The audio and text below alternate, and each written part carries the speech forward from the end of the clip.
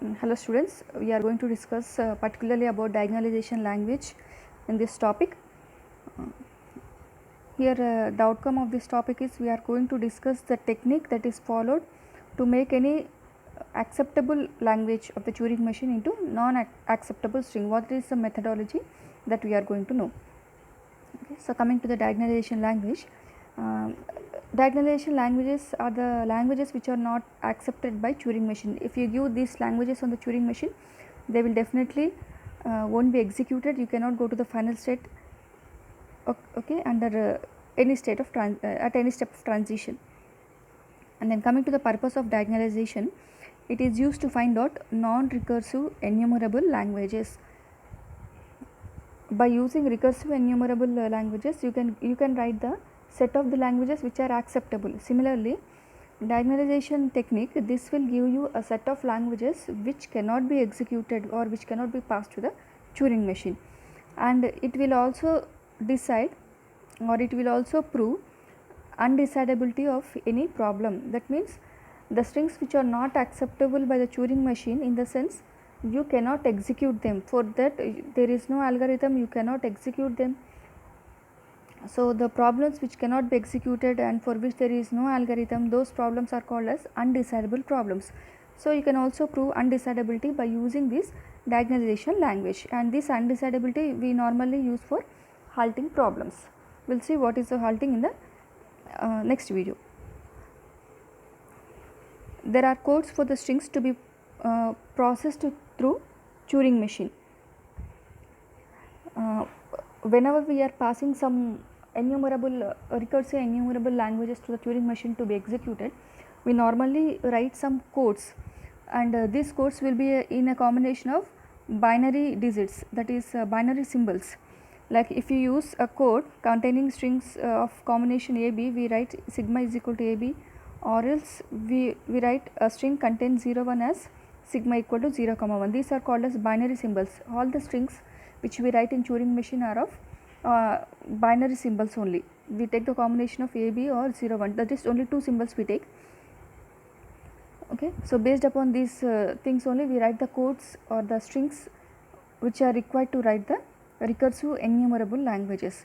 These strings we see here, there is some diagonal matrix is there.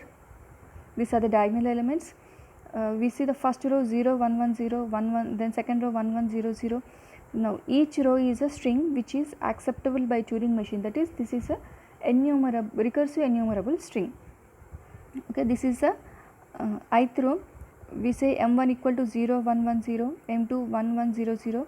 This ith row and jth column both put together we call it as characterization vector. Okay, the elements under this are called as characterization vector. Now this set of enumerable strings are converted into diagonalization language using a technique called as diagonalization. Now what happens in this is, all the diagonal elements are considered from this matrix, and these are complemented, in the sense 0 is made 1, 1 is made 0, then again this is made 0 and this is also made 0. We are going to write the opposite symbols. If A is there we write B, and similarly if 0 is there we write 1. Okay, so when you, and after complementing these diagonal elements, when you pass this each string 0, then it becomes, the first string will become 1 1 1 0. Then when you pass this string to the Turing machine, at some point it will halt, it won't go to the final state. So in this way we make the recursive enumerable language to non-recursive enumerable language. And why do we make this is, this concept is used to solve some undecidable problems or to solve some P class or N class problems that we will see later. And all the diagonalized elements or diagonalization language, we write it as LD, which is equal to the set of diagonalization languages. Okay, and we by using this